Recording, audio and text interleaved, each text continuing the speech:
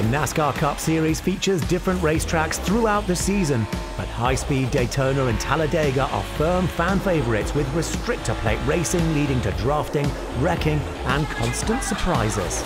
The art of the draft is something that is crafted over time. You learn from mistakes, certainly.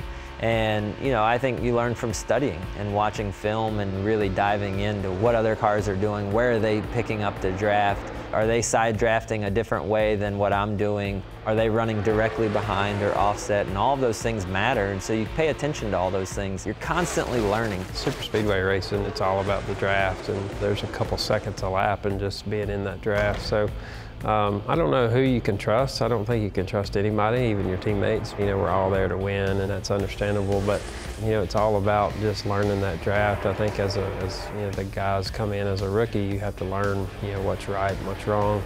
You have to earn some trust with everybody else out there, and you just kind of got to figure it out. I'll probably get hung out a few times being the rookie, you know, but that's just part of it. You can't really control it, and you got to just get back on it and try and work your way to the front. But, you know, it's tough. Drafting is extremely tough because you got to have people work with you. I mean, it's not just on you. So you try and have your teammates work with you. Your manufacturer support is, especially in NASCAR, been huge the last year or so when you go to those drafting tracks. So as many cars as you can get to work together, it's going to help you. But by the end of the race, I mean, everybody's going to be out for themselves.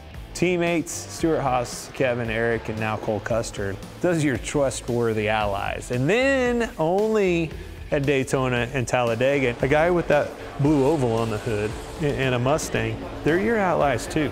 There's no worse feeling than working together with all these allies. I'm talking about your teammates, you know, Stewart-Haas, man, here we are. We're all together, four of us together. You might look in the mirror and here's some Penske cars, Wood Brothers car, Roush car. We got these blue ovals all together, all your allies. Everything's good. Going to battle, got all my boys behind me. The big one happens. Oh, no, goes the 18. The 42 collects the 17 as well. The 62 upside down. And the big one happens right at the front of the field. When the big one happens, next thing you know, you look in your mirror and that big group of blue ovals is now maybe one or two cars. That is a massive problem.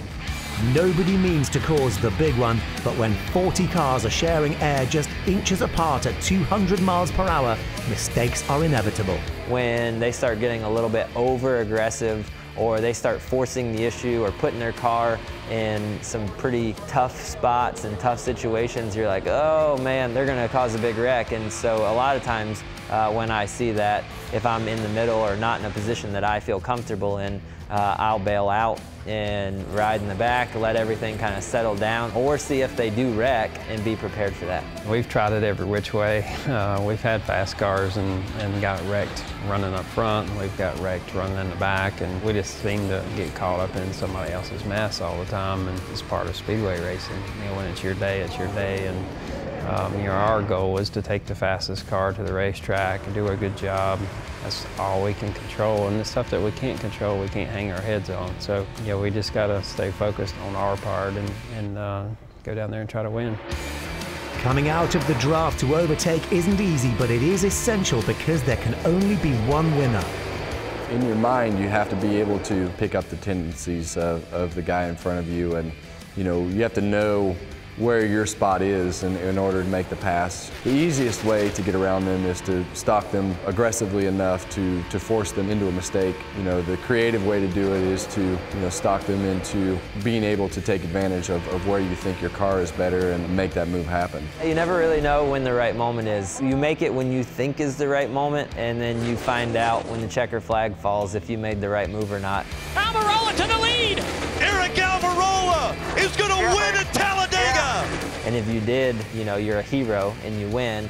And if you didn't, you sit there and play it for the next 24 hours in your head over and over and over about what you could have done different.